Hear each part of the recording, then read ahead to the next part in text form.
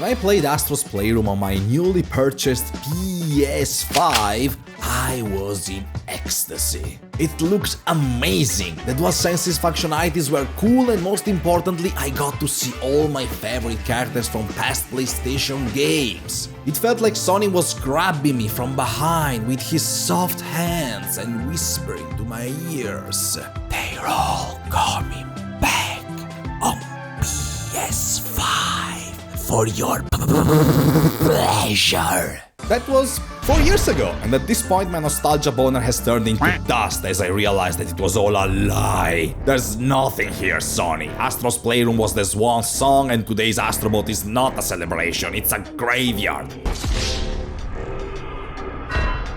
Maybe I shouldn't complain much. What am I crying for anyway? PlayStation has no real IPs after all, right? But at least give me my favorites. Where's, Destruction All-Star, huh?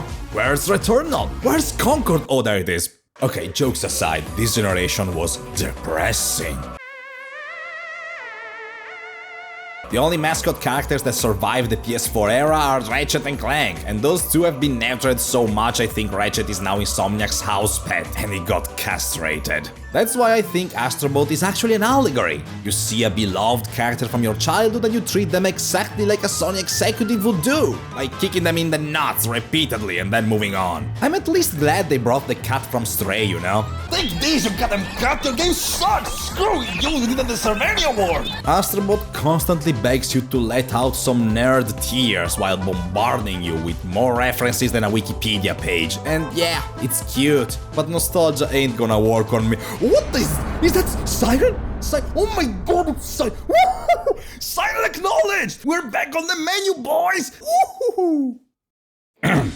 Okay, maybe I'm not entirely immune to this. But you know what? If you have to make nostalgia bait, I can't imagine a better way to do it. The chibi versions of all these mascots are cute as hell. They follow you around, they help you unlock new areas in the main hub. There's hundreds of them. This is all nice stuff. But then you got levels that emulate some popular PlayStation games, and they're an absolute treat. Sometimes they're even better than the game they're copying, right, Horizon? I just have a weird sentiment towards all of this, because I feel like Astro Bot is reduced to a living advertisement, despite having more character and charm than what's her name with the ass out all the time. Even the story is just about you fixing a PS5, which, come on, it's funny, but... well, it was still more entertaining than Ratchet Clanky and the Multiverse of Cringe. I love you, you little ripoff from Wall-E. I want to know you, I want to explore your mind, your dreams, your aspirations, what you want from life. Ah, so that's what you want. Someone's going to hell for this. What? RoboKnob, they're calling from production. They're asking when you're starting the review of the bloody game. Wait, game? Oh right, there's a game under this advertisement. Well, what do I think of Nostalgia Bot? It's goddamn amazing. I'm speechless. It only took Sony 4 years to release a really good game. No, God of War Ragnarok doesn't count. That one came out on PS2, you see.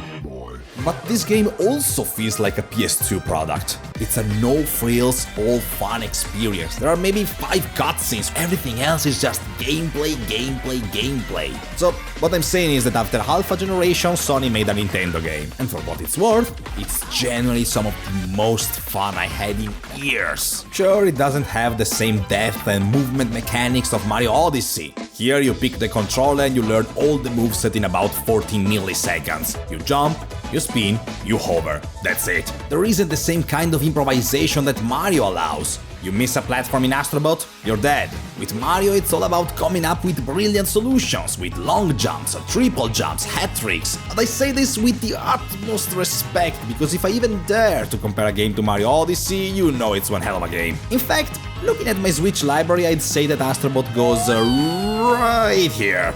How can you say that when Astro Bot basically copied half the stuff from Mario? Yeah, and Dishonored copied BioShock. I don't care in the slightest if it's copied or not. It's more fun than most games out there, and last time I checked, that's all that matters. It is, however, a lot more safe and simple. It belongs to the genre I like to call gimmick platformer. Like Balano Banano. Okay, a bit underwhelming, I know, but bear with me, okay? The mechanics here are just not very deep, so variety and entertainment entirely rely on gimmicks and power-ups. But while Balan would turn you into an Amazon box ready to be sent back to the warehouse, Astro Bot is full of hidden surprises. It straps you in with a rocket dog, it slows time with the PSVR, or it gives you hypothyroidism. Add a tight and creative level design and boom, it's idea after idea, and it all feels like one seamless experience where all the focus is put on making you smile, because Astro Bot tastes like happiness. But I hear ya, you know? Oh, stop spoiling the game, you're showing too much. I bet you're gonna feel stupid now, cause I've just been showing you the first hour of the game. After that, it gets crazy. Mini bosses that come out of nowhere, challenge courses, SpongeBob.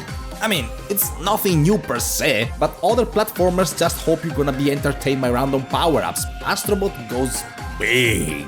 Oh my god, this level!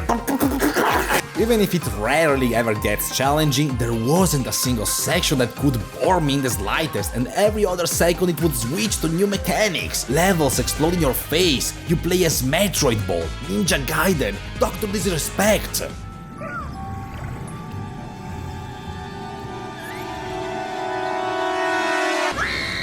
And despite not being the kind of guy that usually cares about this stuff, this game really feels next-gen in all the right ways. Other titles are hyper-focused on rendering every atom, component and molecules of line and of the cape of that NPC, while Astro Bot, well, don't get me wrong, it does look absolutely gorgeous. Every word is insanely detailed, yet the art direction is still precise. It doesn't assault your senses with excessive amounts of particles and useless confetti. But no, what I really loved here are the details. The little animation when you're slipping on the ice, or look here, the balloon slightly deflates when you step on it. Nobody would have even cared, but they did it.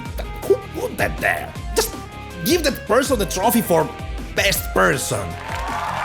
Now look how Sonic Superstar congratulates you for finishing a level.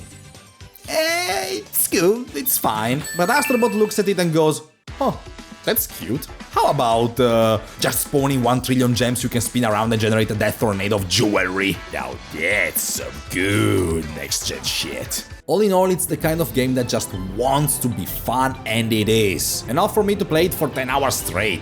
Although I wouldn't recommend it unless you are incurring to the risk of having your PS5 overheat and shut down, and then when you turn it back on, you realize you lost the last 4 hours of progress just as you were completing the game at 100%. What? Don't look at me. It didn't happen to me, I'm just saying, it's a plausible scenario. Well, I can't really say much more, can I? It's an amazing game, it just slightly shies away from pure greatness, but let this dev team cook, alright? They're close. One thing though, maybe you guys could try to spice up the enemy designs. Bosses aside, they're really repetitive, some of them straight up ugly. Maybe it was intentional. For a PlayStation Anniversary Celebration game like Astro Bot, it makes sense the villains would match the same blandness and lack of creativity Sony has shown throughout this entire generation.